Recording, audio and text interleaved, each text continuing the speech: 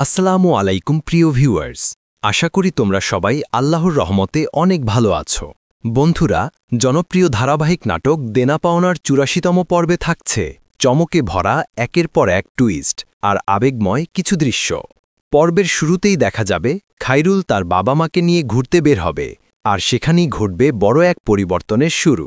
খাইরুল এবার নিজের মায়ের চিকিৎসার দায়িত্ব নিজেই নিতে সিদ্ধান্ত নেয়, আর সেই সিদ্ধান্ত শহীদের পছন্দ হবে না একদমই। ফলে তাদের সম্পর্কের মধ্যে শুরু হবে নতুন উত্তেজনা ও দ্বন্দ্ব। অন্যদিকে খাইরুলের সাফল্যে শহীদ ক্রমেই হতাশ ও ঈর্ষান্বিত, আর মৌও এখন শহীদের বাবা মাকে বাড়ি থেকে সরানোর ফন্দি আঁটছে।